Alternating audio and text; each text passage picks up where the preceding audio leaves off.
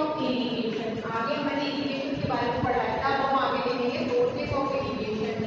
Wales, tubewells, ponds, 4th number पे आएगा lake, 5th आएगा रिवर, 6th आएगा डैम एंड 7th आएगा कैनाल। ठीक है, उसके बाद आएगा traditional method of irrigation. Sources of irrigation जो 6 होता है, मैं आपको बता दिया, wells, tubewells, ponds, lake, river, dam and canal. Exam में आ जाता है कि बच्चे सोर्सेज ऑफ इरिगेशन लिखो तो हमें 6 सोर्स जो है इनको एक्सप्लेन करना है, इनके बारे में बताना है कि ये सोर्सेज होते हैं। आगे देखते हैं traditional method of irrigation, mode, chain pump, daily और red.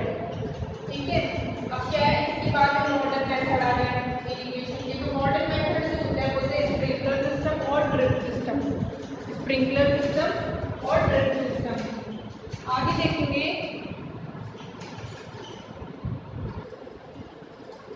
Modern method of irrigation, इसमें फर्स्ट नंबर पे देखेंगे हम स्प्रिंकलर सिस्टम। स्प्रिंकलर सिस्टम में क्या होता है, this method is useful on uneven land where sufficient water is not available. ये जो मेथड होता है यूजफुल होता है और uneven land where sufficient water is not available, जहाँ पर क्या होता है सफिशिएंट वाटर अवेलेबल नहीं होता है। The perpendicular pipe having a rotation nozzles, perpendicular pipe के पास क्या होते हैं रोटेशन नोजल्स होते हैं। It gets sprinkled on a crop as it is raining. ये क्या होते हैं स्प्रिंकल होते हैं क्रॉप के ऊपर, जैसे कि रेनी होता है ना तो उसके ऊपर बरसात आती है तो इसके ऊपर स्प्रिंकल लगाते हैं। It is useful for Sandy soil, it is useful for Sandy soil. ये यूजफुल होते हैं कैसे, सैंडी सॉइल के लिए। ठीक है,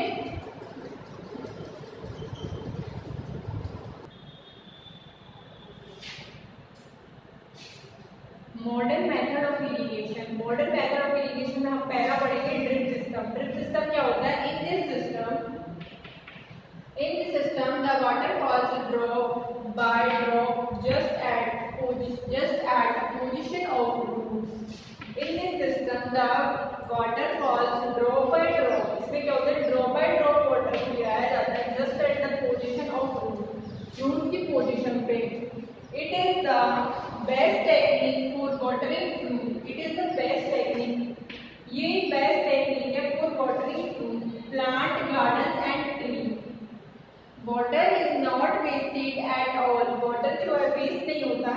it is useful where availability of water is poor, it is useful, ये यूजफुल है वेयर वाटर अवेलेबिलिटी और इज पुअर, जहाँ पे क्या होता है वाटर की अवेलेबिलिटी जो है बहुत पुअर होती है, वहाँ पे ये बहुत ही यूजफुल मेथड होता है। बिकॉज वाटर को जो होता है इसमें ड्रॉप बाय ड्रॉप इसके ऊपर क्रॉप के ऊपर डाला जाता है at the position of roots. ठीक है, it is the best technique for watering fruit, plant, garden and tree.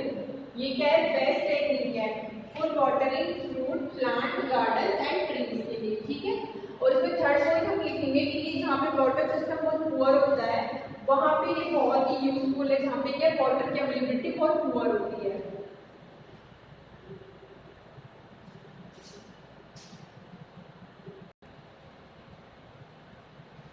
Protection from weeds.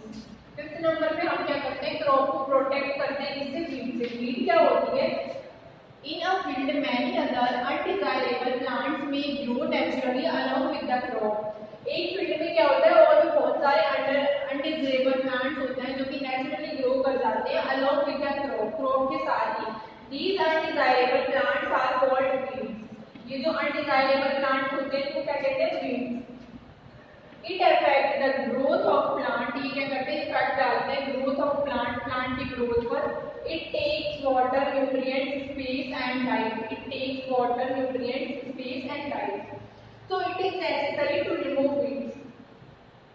ये क्या करते हैं, वाटर भी ले लेते हैं, न्यूट्रिएंट भी लेते हैं, स्पेस भी लेते हैं और लाइट भी लेते हैं। तो ये नेसेसरी होता है कि हमें वीड्स को रिमूव कर देना चाहिए। कई बार क्या होता है क्रॉप को हम जब ग्रो कराते हैं, क्रॉप या जो भी एक बड़े फील्ड के अंदर जब क्रॉप ग्रो करती है, क्रॉप यानी जैसे कोई भी वीड के प्लांट वगैरह ग्रो करते हैं तो प्लांट के साथ नेचुरली एक क्रॉप ग्रो, तो क्या होता है अनडिजायरेबल प्लांट्स ग्रो करना स्टार्ट कर देते हैं विद द क्रॉप। तो इन अनडिजायरेबल प्लांट्स को बोलते हैं पेड्स। ठीक है, it affects the growth of plant, ये करते हैं प्लांट की ग्रोथ पे भी इफेक्ट डालती है क्योंकि प्लांट में से न्यूट्रिशन, स्पेस, वाटर ले लेंगे तो नेसेसरी होता है कि हमें इनको टाइम टाइम पे अपनी क्रॉप में से हटा देना चाहिए, रिमूव कर देना चाहिए। अब हमें देखना है आगे how to control weed, how to control weed आगे देखेंगे। How to control weed by tilling before sowing. हम क्या है इसको देख लेंगे एक बार कि इनको कंट्रोल कैसे करते हैं। By tilling before sowing of seeds, पहले इनको टिलिंग करके सोइंग ऑफ सीड्स यानी बीज बोन पहले इनको टिलिंग करके हटा दिया जाता है। The best time for the removal of weeds is before they produced flower and seeds. जब तक क्रॉप जो है, जब तक क्या हो जाता है, before they produce, the best time for removal of the weeds is before they produce, मतलब उनके अंदर फ्लावर और सीड्स जो है प्रोड्यूस होने से पहले उनको रिमूव कर लिया जाए। तो ये क्या बेस्ट टाइम होता है इनका हटाने का। By cutting and uprooting from ground from time to time with the help of खुरपी, खुरपी की हेल्प से इनको कट कर लिया जाता है time to time. Weeds are also controlled by using certain chemicals called pesticides. Pesticides की हेल्प से भी इनको कंट्रोल किया जाता है। These are sprayed in the field to kill the weeds. ये क्या है, इनको स्प्रे किया जाता है in the field to kill the weeds। जो क्या होता है फील्ड के अंदर कुछ ऐसे स्प्रे आते हैं जिनको अपन क्या करते हैं डाल करके इनको कट कर दिया जाता है, इनको हटा दिया जाता है, इनकी ग्रोथ को रोक दिया जाता है, जिससे हमारे प्लांट की ग्रोथ प्रॉपर और हेल्दी तरीके से हो सके, इनको रिमूव कर दिया जाता है। हाउ टू कंट्रोल वेट्स में आगे का पॉइंट देखेंगे। They do not damage the crop, वो क्या करते हैं क्रॉप को डैमेज नहीं करते। It spray with the help of sprayer, sprayer की स्प्रे आता है उसकी हेल्प से क्या करते हैं कुछ स्प्रे किया जाता है, लेकिन वो क्या करता है सिर्फ वीड को हटाने के लिए होता है, ओनली वीड को हटाने के लिए। वो क्या करते हैं क्रॉप को डैमेज नहीं करता। उसके बाद 6 नंबर पे हमारा नेक्स्ट जो एग्रीकल्चर एक्टिविटीज में आता है वो है हार्वेस्टिंग। हार्वेस्टिंग क्या होती है, the cutting of crops after it is mature is called harvesting. Crop की कटिंग जो होती है बाद में जब क्रॉप मैच्योर हो जाती है तो उसको क्या बोलते हैं harvesting. In harvesting, the crops are pulled out or cut close to the ground. In harvesting, जो crop होती है, crops are pulled out. Crops को क्या pull किया जाता है और cut close to the ground, और उनको नीचे ground से cut कर लिया जाता है। Harvesting done by the sickle or by machine called harvester. Harvesting done by the sickle और by machine, इसको क्या harvesting को मशीन से किया जाता है, और वो जो मशीन होती है उसको बोला जाता है हार्वेस्टर। तो हार्वेस्टर की हेल्प से हार्वेस्टिंग की जाती है, यानी फसल को कट किया जाता है कहाँ से, ग्राउंड से। तो इस तरीके से हार्वेस्टिंग भी होती है एक प्रोसेस, जो कि जब कब की जाती है, जब हमारी क्रॉप होती है पूरी तरीके से मेच्योर हो जाती है, कट करने के लिए रेडी हो जाती है। उसके बाद क्या है हार्वेस्टर की हेल्प से फसल को या हमारी जो क्रॉप है उसको कट कर लिया जाता है, उसको बोलते हैं हार्वेस्टिंग। आगे देखेंगे हार्वेस्टिंग में In villages, the separation of grain and chaff done by winnowing. Winnowing के थ्रू क्या होता है, इनका सेपरेशन किया जाता है गेहूं का और चाफ यानी भूसे का। हार्वेस्ट फेस्टिवल्स, कई बार क्या होता है अदर जो सिटीज होती हैं या अलग अलग स्टेट्स में क्या होता है हार्वेस्टिंग फेस्टिवल्स होते हैं। जब हार्वेस्टिंग की जाती है तो हार्वेस्ट फेस्टिवल्स वहाँ पे मनाए जाते हैं। सम स्पेशल फेस्टिवल एसोसिएटेड, कुछ स्पेशल फेस्टिवल्स एसोसिएट किए गए हैं वहाँ पे, जैसे फेस्टिवल्स होते हैं अलग अलग कुछ वहाँ पे अदर स्टेट्स में, लाइक पोंगल, बैसाखी होता है पंजाब साइड में। पंजाब में क्या होता है जब हार्वेस्टिंग की जाती है, मतलब क्रॉप्स की जब कटिंग की जाती है तो वहाँ पे फेस्टिवल होता है बैसाखी, होली, दिवाली और बिहू। उसके बाद आता है harvesting, the cutting of crops. Harvesting होता है the cutting of crops after it is mature is called harvesting.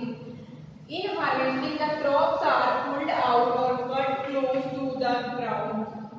The cutting of crops after it is mature, crop की कटिंग होती है जब ये मैच्योर हो जाती है तो उसको कहा जाता है harvesting. In harvesting the crops are pulled out or cut close to the ground, इनको क्या ग्राउंड से कट कर लिया जाता है। हार्वेस्टिंग डन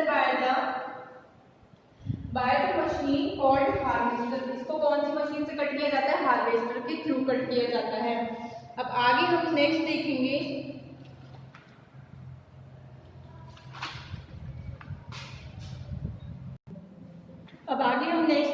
7वें नंबर पे हमारी हमने ऐसे एग्रीकल्चरल एक्टिविटीज पढ़ ली हार्वेस्टिंग तक। अब हम आगे 7वें नंबर पे देखेंगे स्टोरेज।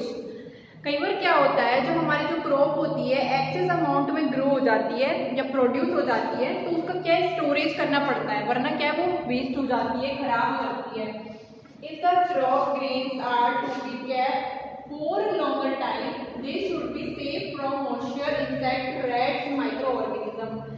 कई बार क्या होता है कि लॉन्गर टाइम के लिए जब हमें अपनी crop grains are to be kept for, उनको लॉन्गर टाइम के लिए रखना पड़ता है। They should be safe from moisture, तो उनको क्या मॉइस्चर यानी नमी, इंसेक्ट यानी कीड़े मकोड़े, रैट चूहे और माइक्रो ऑर्गेनिज्म यानी छोटे छोटे सूक्ष्म जीवों से सुरक्षित रखना होता है, सेफ रखना होता है। तो हम क्या करते हैं, क्रॉप को स्टोर करते हैं और इस प्रोसेस को बोलते हैं storage. Since the fresh crop has more moisture, so the grains are properly dried in sun. Since the fresh crop has more moisture, अगर क्या होता है फ्रेश क्रॉप है तो उसके अंदर के ज्यादा से ज्यादा मॉइस्चर होगा, तो ग्रेन्स को प्रॉपरली ड्राई किया जाता है पहले सन की प्रेजेंस में, उसे धूप में क्या सुखा दिया जाता है जिससे कि उसके अंदर का मॉइस्चर बाहर निकल जाए। This prevents the attack by insects, pets, bacteria and fungi. This prevents, इससे क्या होता है, ये क्या करता है, बचाता है उसको इंसेक्ट, पेट्स, बैक्टीरिया, फंजाई के अटैक से। अब स्मॉल स्केल में स्टोरेज होता है जूट बैग्स में और मेटलिक बिन्स में, और लार्ज स्केल पे जो स्टोरेज होता है वो होता है गार्नियर्स और सिलोज में। ठीक है,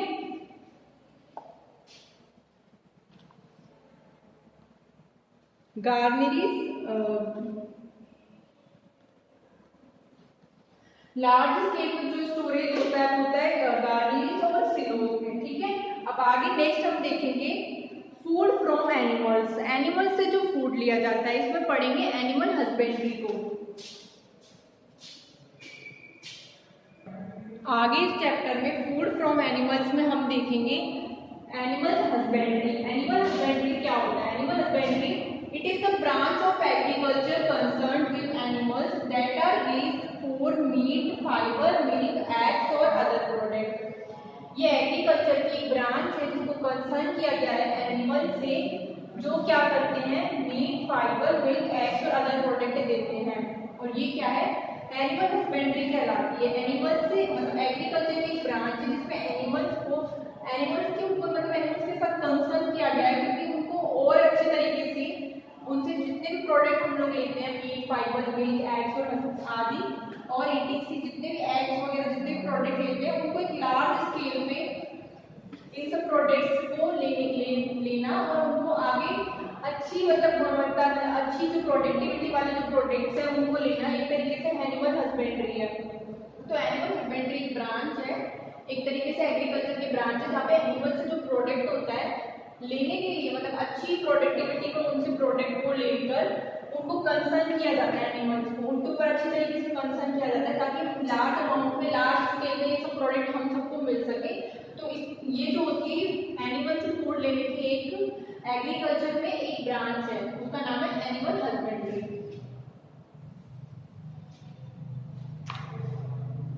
तो ये चैप्टर हमारा यहीं पे फिनिश होता है। हमने देखा इस चैप्टर में कि किस तरीके से क्रॉप का प्रोटेक्शन होता है और किस तरीके से आगे क्रॉप का मैनेजमेंट करते हैं।